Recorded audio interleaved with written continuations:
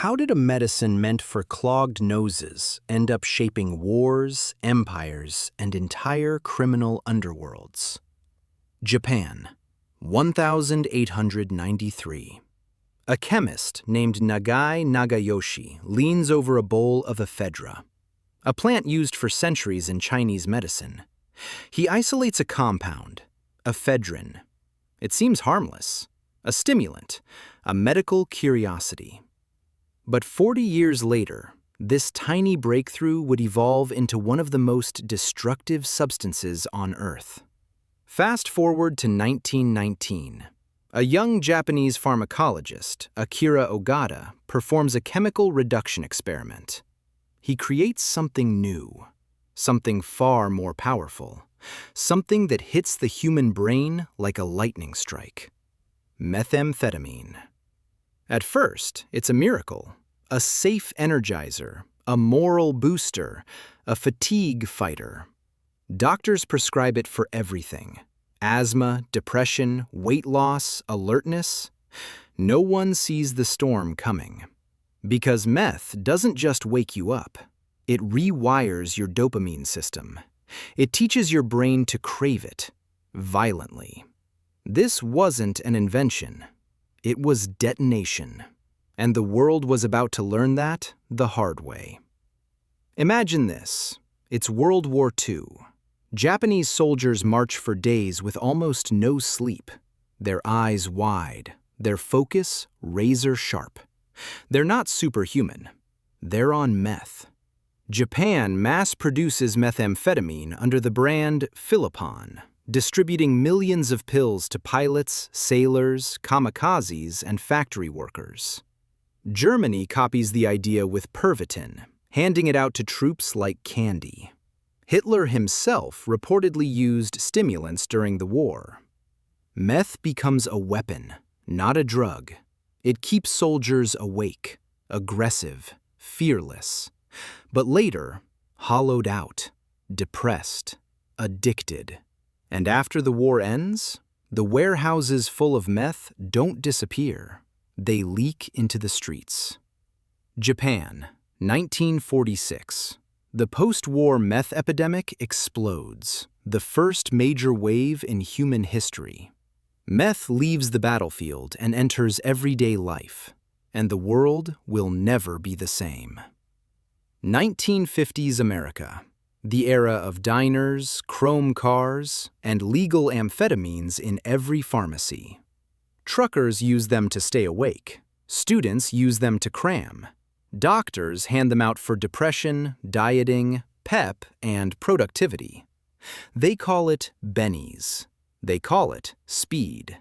Pharmaceutical companies make millions. By the 1960s, meth labs appear across the U.S., crude, hidden, dangerous. The government tries to regulate it, but demand only grows. Because meth is more than a stimulant, it's a psychological trapdoor, and America is stepping right through it. The 1980s explode with a new force: Mexican superlabs. These aren't backyard operations. They're industrial, systematic, ruthless. Cartels realize something shocking. Meth is cheaper to produce than cocaine, and more addictive. The U.S. cracks down on precursor chemicals. Cartels adapt instantly. Pseudoephedrine, restricted. Cartels shift supply chains. Laws tighten. Cartels diversify recipes. It becomes a chemical arms race. Meanwhile, addiction crushes entire American communities. Meth isn't just a drug now.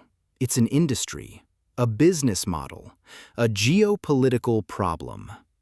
By the early 2000s, meth hits a new form: crystal meth, pure, shiny, devastating. Small-town America becomes ground zero for addiction. Faces change, families collapse. The Faces of Meth campaign shocks the world. Then comes Breaking Bad, exposing the culture, the chemistry, the violence.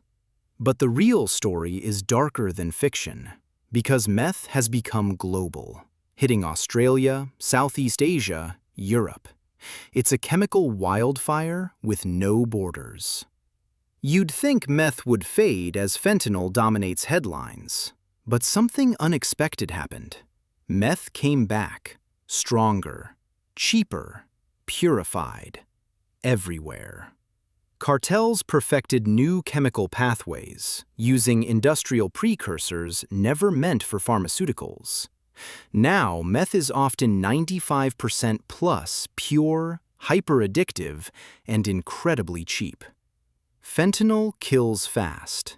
Meth destroys slowly. Together, they devastate communities in ways the world has never seen. Meth has evolved into something the original scientists could never imagine. A global, multi-billion-dollar catastrophe. And it's still growing. So what do we make of meth? It began as a scientific curiosity, then a wartime superdrug, then a commercial stimulant, then a cartel weapon, now a global plague. Meth keeps reinventing itself, shifting forms, recipes, supply chains. Every time society adapts, meth adapts faster. And that's the real story. This isn't a drug. It's an evolving system. A machine powered by chemistry, profit, addiction, and human vulnerability. The question now isn't where did meth come from? It's how do you stop something that never stops changing?